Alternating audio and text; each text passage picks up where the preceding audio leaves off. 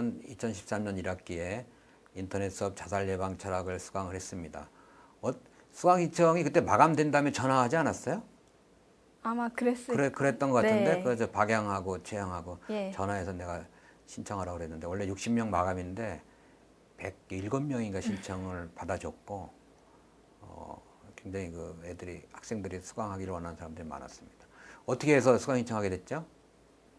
저는 일단은 솔직히 고민을 했었거든요. 네. 이 수업을 들을까 말까. 사실 관심 있는 분야긴 했는데 좀 안 좋은 기억들도 있고 해서 괜히 좀 드러날까 봐 걱정도 됐고 그래서 고민하던 찰나에 친구가 같이 들어보지 않겠냐고 해서 듣게 친구가 됐습니다. 누구예요? 실명을 거론할 수가 없어서. 그렇구나. 박양? 예. 아니 근데 학생은 내가 그 기말 시험 때 그 얘기를 했잖아요. 그 한번 인터뷰 하자 그랬을 때 좀 이제 꺼리고 조금 생각해 보겠다고 그랬고 나중에 이제 제일 먼저 전화가 왔어. 나한테. 그럼 어떤 생각이 들었지 그 사이에?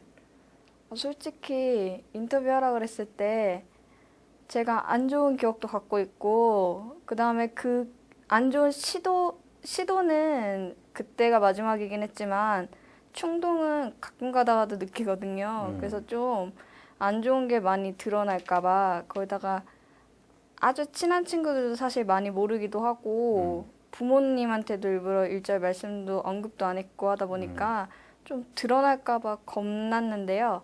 근데 저처럼 분명히 많은 고민을 하고 시도를 하고 아직도 자살에 대해서 많이 고민할 사람들이 있을 것 같아서 저도 다른 분들의 영상을 보고 생각이 많이 바뀌었으니까 그분들도 좀 바뀌고 좀 살아가는데 힘을 얻었으면 해서 인터뷰를 직접 말씀드리게 되었습니다. 김군 같은 경우는 본인이 흔쾌히 뭐 하겠다고 그래가지고 그 남학생 한 사람만 찍을 수 있을까 어떨까 좀 생각을 했는데 그런 장에 이제 최양이 전화가 와서 하겠다. 그래서 굉장히 고무됐습니다, 내가. 그럼 자기가 그 수능 관계로 해서 굉장히 고통스러웠을 것 같은데 시도까지 하고 그때 그 심정을 좀 얘기해 주죠.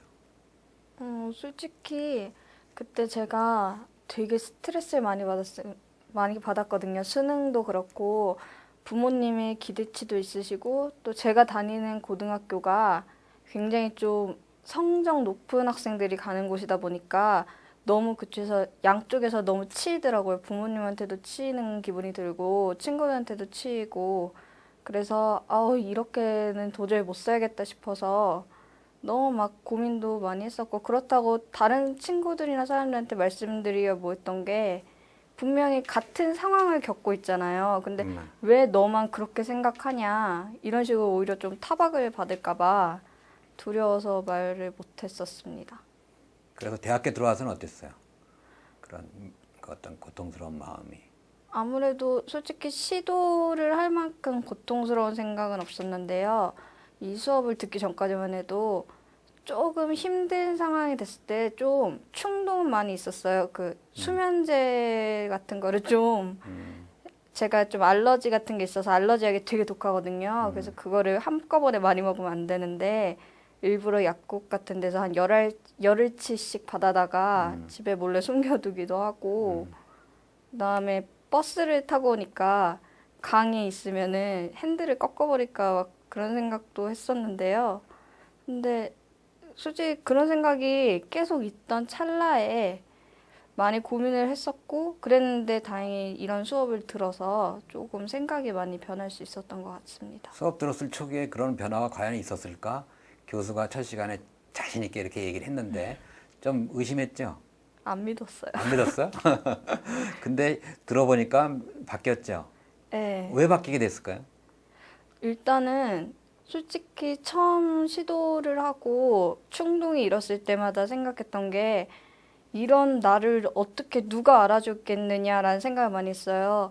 아무리 그래도 상황도 다르고 내가 말해봤자 투정으로 들릴 거고 나보다 더 힘들게 살고 있는 사람인데 왜 너만 그렇게 약한 소리 하냐 이러면서 좀 많이 구박 같은 거를 들을 거라고 좀 생각을 했었는데 인터뷰 영상들도 보고 직접 여러 대화 내용들을 보니까 충분히 그분들도 많은 그런 위험을 겪었었고 그런 거에서 자기들이 이겨냈잖아요. 그런 걸 보면서 아, 나도 나처럼 똑같이 생각한 사람들이 있었구나. 또 저 사람들도 저렇게 해서 많이 바뀌었구나라는 걸 보면서 그러면서 저도 아, 나도 바뀔 수 있을 것 같다라고 생각을 했던 것 같아요.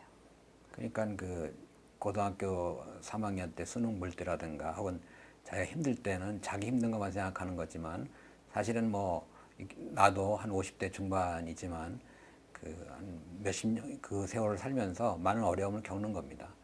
누구나 겪는 거고 또 그 고통을 겪을 때마다 사람들마다 다양한 반응을 보이고 어떤 사람은 좌절하고 우울증 걸리고 충동 느끼고 어떤 사람은 그걸 이겨내서 정상적으로 살고 하는 거니까 누구나 바뀔 수 있고 누구나 고통을 당할 수 있으니까 그걸 이겨내는 것이 이제 자기가 할 일이고 자기가 힘들면 이제 뭐 교수라든가 뭐 부모라든가 친구라든가 도움을 받으면 되는데 이제는 그런 어떤 그 부정적인 생각 그런 거는 이제 안 하나요? 네, 이제는 안 해요. 왜 안 하게 되죠? 아무래도 솔직히 죽으려고 했던 그 당시만 해도 이거 끝나면은 어떻게든 이 상황만 좀 벗어났으면 좋겠다 해서 시도를 했던 건데 수업을 들으면서 죽는다고 끝도 아니었고 오히려 다시 더 큰 고통을 받을 생각을 하니까 오히려 그거에 대한 무서움이 느껴지면서 자살을 하면 안 되겠다는 생각도 많이 했고요. 처음에 자살 미수에서 좀 그쳤던 이유가 아, 부모님이 이렇게까지 하는 날 보면 되게 슬퍼하실 텐데 라는 생각을 해서 그만뒀거든요. 네. 그랬는데 이제는 단순히 부모님이 슬퍼하겠구나라는 생각에서 벗어나서 저 자신한테도 이득이 될 게 없는 게 자살이라는 거를 알게 돼서 그렇기 때문에 단순히 피하려고는 자살을 할 수는 없는 거라는 생각을 많이 받았어요. 근데 이제 그런 자기가 자살 시도했던 것 그런 거를 이제 부모님한테 일체 얘기 안 했잖아요, 그죠?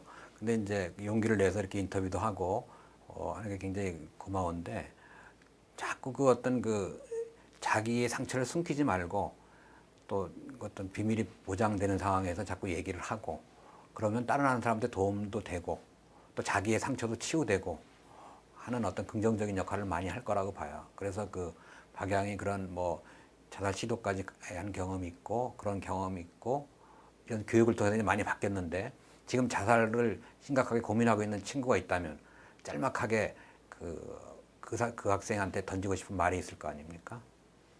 가장 해주고 싶은 말은 동영상에서 봤던 건데 이유재 판사님? 예, 이유재 판사. 네, 그분께서 하셨던 말씀이 제가 가장 많이 느끼고 제 생각을 바꾸게 해준 가장 큰 말씀이었는데요. 결과적으로는 지금이 아무리 힘들고 아, 난 여기서 이제 못하겠다라고 생각을 해도 시간이 흐른 뒤에는 그건 결과적으로 추억이 될 수 있다라고 말씀하시는 부분이 되게 감명 깊었어요. 그래서 만약에 시도를 하려고 하는 사람들이 있다면 그 사람들도 지금 솔직히 저도 해봤지만 시도를 하긴 했지만 그 순간에는 그 고통이랑 그 힘든 상황밖에 보이지 않거든요. 미래를 생각할 만한 그런 여유조차 없는데 이제 제가 만약에 그런 친구들한테 간다면 지금이 끝이 아니다. 나중에 가면 조금만 더 시간이 흐른다면 너도 분명히 이 상황도 다른 사람들 앞에서 말할 수 있을 만큼 많이 변화될 수 있다. 지금에서 끈을 놓지 마라. 이런 식으로 말을 해주고 싶어요. 네. 어쨌든 뭐 지금까지 배운 걸 잊지 말고 또 주위에 어려운 겪는 학생이 있으면 도와주고 또 사회복지사로 활동하니까 그런 사람을 접할 기회가 많겠죠. 사회복지사들이 그런 역할도 많이 해야 되니까 우리 학생도 이제 조기 졸업해서 이제 사회로 나가면 또 직장을 잡으면 그런 좋은 역할을 할 수 있기 바랍니다. 예, 수고했어요.